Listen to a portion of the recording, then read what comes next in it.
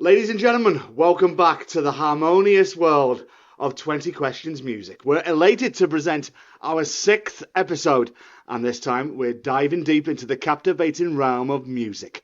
So get ready to put your musical prowess to the test, challenge your memory, and immerse yourself in the melodies of this extraordinary quiz. As the music takes centre stage once again, we're here to celebrate the universal language that unites us all, from classic tunes to contemporary hits. This episode promises to be a symphony of trivia, a crescendo of challenges, and a celebration of the tunes that soundtrack our lives. If you're new to 20 Questions, this is how the game unfolds. You will be facing a playlist of 20 music-related questions, and with each one, the challenge will crescendo, from iconic lyrics to the intricacies of music history. Each question will strike a chord with your musical knowledge. To give you a fair chance, each question will be read twice, allowing you to feel the rhythm before the timer starts ticking. But remember, you've got a mere 10 seconds to provide the correct answer. One wrong note, and it's game over. The idea is to get as far as you can in a row. So, are you up for the challenge? Can you conquer all 20 questions in this special music edition? The pursuit of musical greatness awaits you. So, without much further ado, let the countdown begin, and best of luck on your journey to defeat 20 Questions Music. Okay, here we go. Settle back, settle in, and let me begin with question number 1. Thriller, Off the Wall, Dangerous and Bad are famous albums by which iconic artist? Thriller, Off the Wall, Dangerous and Bad are famous albums by which iconic artist?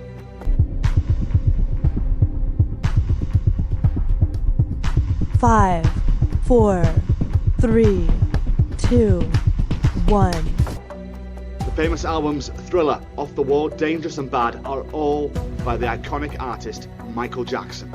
Michael Jackson is widely regarded as one of the greatest and most influential musicians and performers in the history of popular music. These albums contain some of his most iconic and successful songs, including Billie Jean, Thriller, Beat It, and many more. Question number 2 is this. Complete the title of this 2001 Kylie Minogue hit. Can't Get You Out of My... what? Complete the title of this 2001 Kylie Minogue hit. Can't Get You Out of My... what?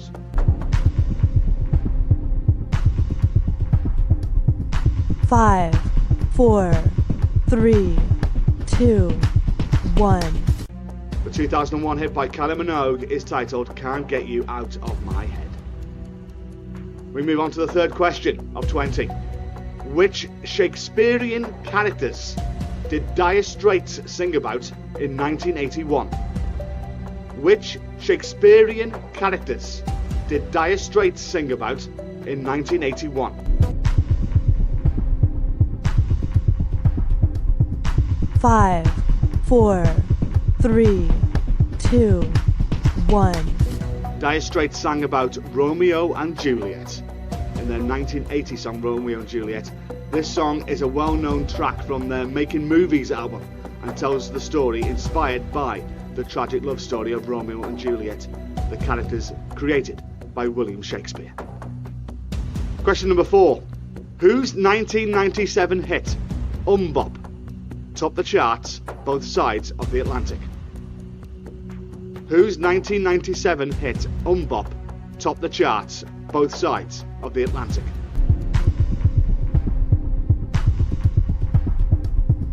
Five, 4, 3, 2, 1.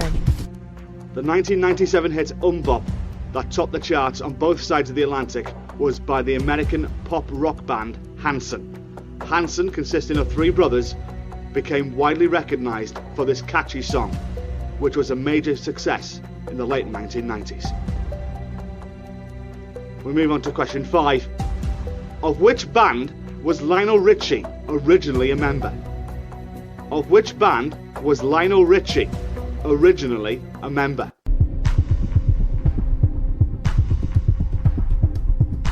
5, 4, 3, 2, 1. Lionel Richie was originally a member of the famous R&B and soul group called The Commodores. He was the lead vocalist for the band, and during his time with the Commodores they produced many hit songs, including Easy, 3 Times a Lady and Brick House. Lionel Richie later embarked on a successful solo career, where he continued to produce chart-topping hits. Question 6. A little bit of geography and music for you here.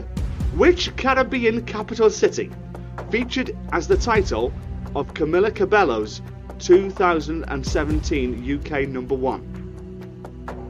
Which Caribbean capital city featured as the title of Camila Cabello's 2017 UK number 1?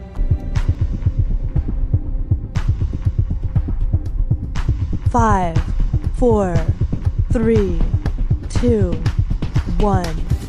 The Caribbean capital city featured as the title of Camila Cabello's 2017 UK number 1 hit is Havana. The song is called Havana, and it was one of her most successful singles, reaching the top of the UK charts and achieving international popularity. Question 7. A third of the way through on this edition of 20 Questions Music. Question 7 is this. On the cover of the Beatles' Abbey Road album, which of the group is barefoot? On the cover of the Beatles' Abbey Road album, which of the group is barefoot?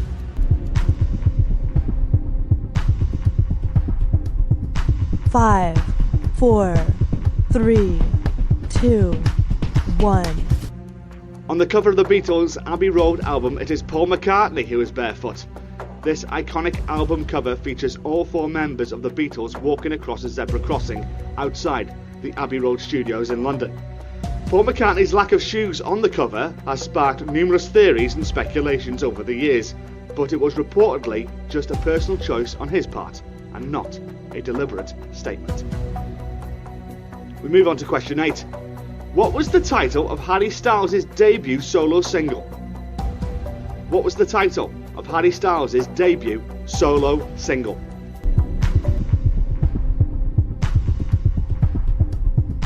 Five, 4, 3, 2, 1. Harry Styles' debut solo single is titled Sign of the Times. It was released in April 2017 and marked his transition from being a member of One Direction to launching his solo music career. Sign of the Times received critical acclaim and was a commercial success. Question 9. Whose 2005 chart-topping debut album was entitled Hot Fuss? Whose 2005 chart-topping debut album was entitled Hot Fuss? 5, 4, 3, 2, 1. The 2005 chart-topping debut album entitled Hot Fuss was by the American rock band The Killers. This album helped propel the band to international fame and featured hit songs like Mr. Brightside and Somebody Told Me. The halfway point on this edition of 20 Questions. Are you still in the game? Have you got 9 right in a row? Now we get really difficult. Ramping up the difficulty level with question 10. Which girl band, named after an ancient queen, had 3 UK top 10 hits in 1998? Which girl band, named after an ancient queen, had 3 UK top 10 hits in 1998? Five, 4, 3, 2, 1.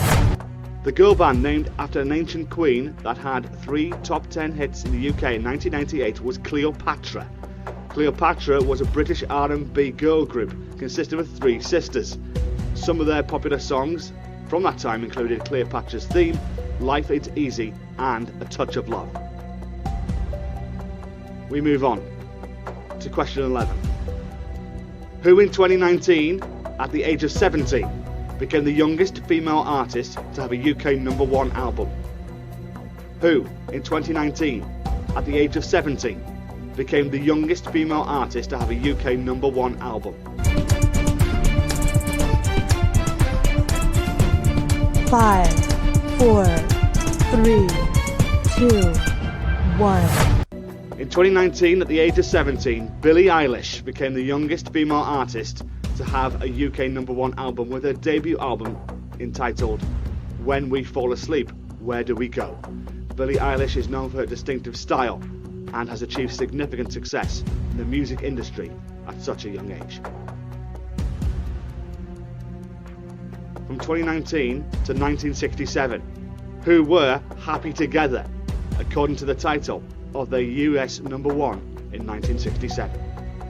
Who were Happy Together, according to the title of their 1967 US #1?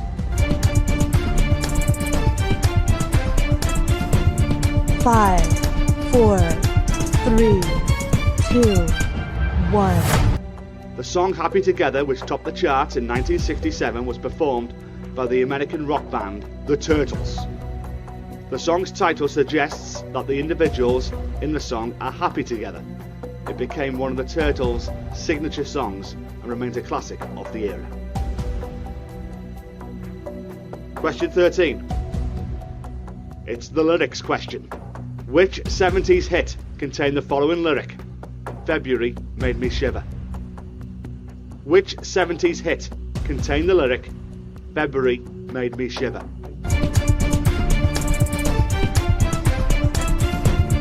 5, 4, 3, 2, 1.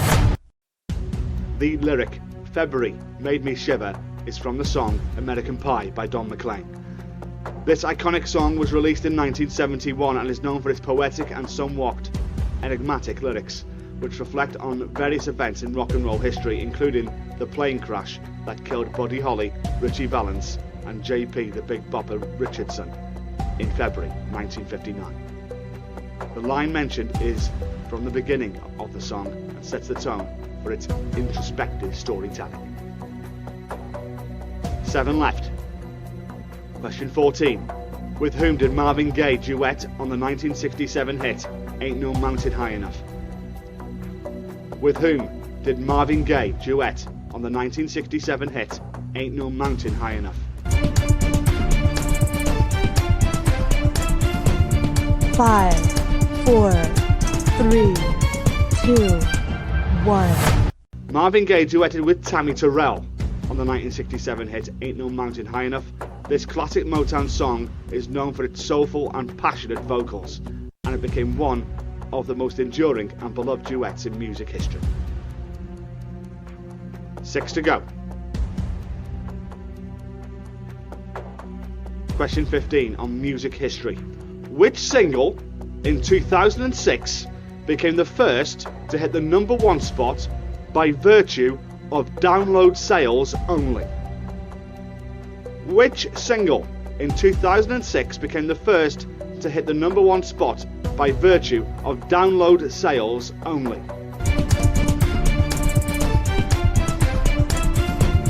5, 4, 3, 2, 1.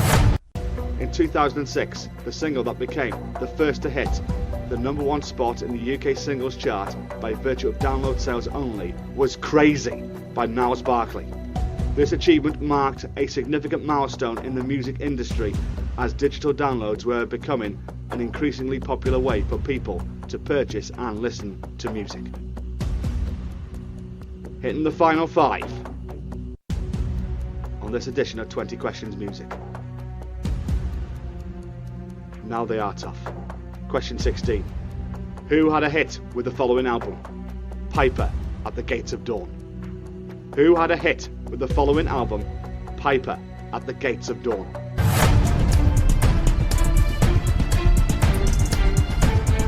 5, 4, 3, 2, 1. The album The Piper at the Gates of Dawn, released in 1967, is the debut album from the British rock band Pink Floyd. This album marked the beginning of Pink Floyd's storied career and featured the creative contributions of their original frontman, Syd Barrett. Question 17. Who sang the UK Eurovision Song Contest entry that came second to ABBA's Waterloo in 1974? Who sang the UK Eurovision Song Contest entry that came second to ABBA in 1974?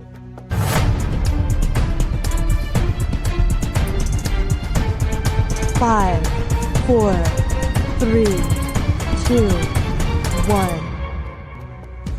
The UK Eurovision Song Contest entry that came second to ABBA in 1974 was sung by Olivia Newton-John. The song was titled Long Live Love. Olivia Newton-John represented the UK at the Eurovision Song Contest that year and had a strong performance, but ABBA's Waterloo emerged as the winner and went on to become one of the most iconic songs of that era. Staying with the 70s to 1978, who became the first female to top the charts with a song she had written herself? Who in 1978 became the first female to top the charts with a song she had written herself?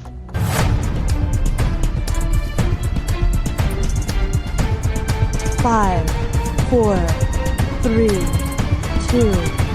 1.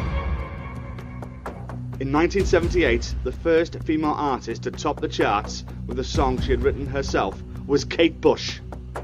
Her song Wuthering Heights reached number 1 on the UK singles chart. This achievement was significant in the music industry as it showcased both Kate Bush's vocal talent and her songwriting prowess. The penultimate question on this edition of 20 Questions is this. Sleepwalk was the top 40 debut single in 1980 for which group? Sleepwalk was the top 40 debut single in 1980 for which group?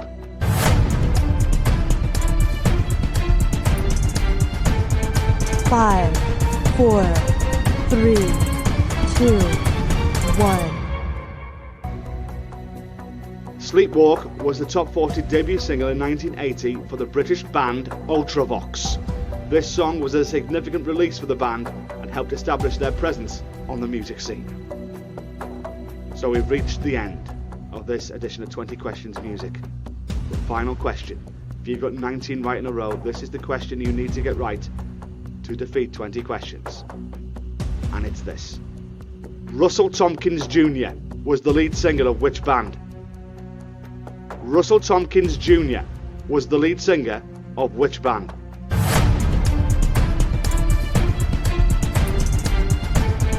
Five, 4, 3, 2, 1. Do you think you've got it? Do you think you know it? A tough question. Question 20 of 20. I asked you if Russell Tompkins Jr. was the lead singer of which band? He was the lead singer of the Stylistics in the 1970s. The Stylistics were known for their soulful and smooth R&B sound and produced several hit songs during that decade, with Russell Tompkins Jr.'s distinctive falsetto vocals as a key feature of their music. And there you have it. That concludes this edition of 20 Questions Music. How did you get on this week?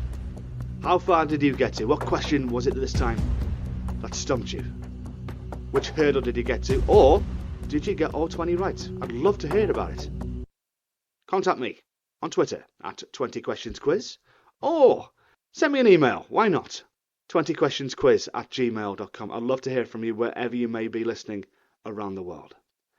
Just to remind you, the original 20 Questions podcast, the general knowledge quiz on Thursdays. New episodes drop every Thursdays, and for you sports fans, it is Saturday, it's sports day.